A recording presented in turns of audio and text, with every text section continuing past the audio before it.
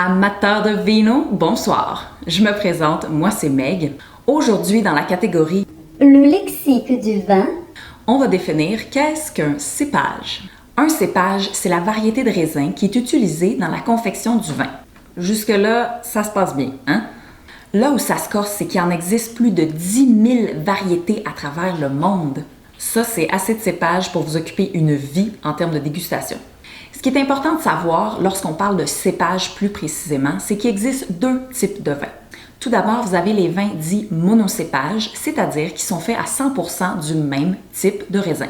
Par exemple, lorsque vous achetez un vin de l'appellation Chablis, vous savez que votre vin est fait à 100% du cépage chardonnay. De l'autre côté, vous avez des vins dits d'assemblage, c'est-à-dire qui sont composés de plusieurs cépages différents. Il existe d'ailleurs un trio assez connu dans la vallée du Rhône en France qui est composé des cépages Grenache, Syrah, Mourvèdre et que vous entendrez sûrement sous le nom de GSM.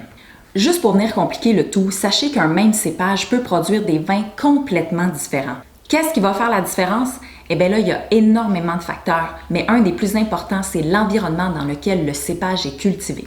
Pour illustrer mon propos, je vous ai apporté 3 vins faits à 100% de chardonnay. Le premier vin nous vient de l'appellation Chablis en Bourgogne, donc là on est au nord de la France et donc dans un climat qui est froid. Au niveau des saveurs et des arômes, ça va se traduire par des notes d'agrumes et aussi de fruits verts comme par exemple citron, lime, pomme verte. Pour le deuxième vin, on se déplace un tout petit peu plus au sud, en Oregon, plus précisément dans la région de Willamette Valley.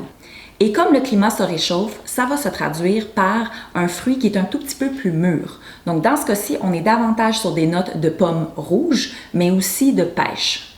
Et finalement, notre troisième vin, c'est un chardonnay qui nous provient du Chili. Donc là, assurément, on est dans un climat chaud et ça va se traduire par des fruits tropicaux, donc notamment l'ananas, mais aussi la mangue.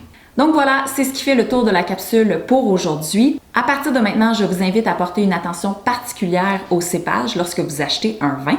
Et sortez de votre zone de confort, essayez des nouveaux cépages ou essayez le même cépage mais d'un autre pays. D'ailleurs, je vous partage en description de la vidéo la liste des 18 cépages dits nobles. Donc, pour ceux et celles qui veulent élargir leurs horizons ou tout simplement se faire plaisir, voyager, découvrir des nouvelles choses, donnez-vous comme défi de tous les essayer.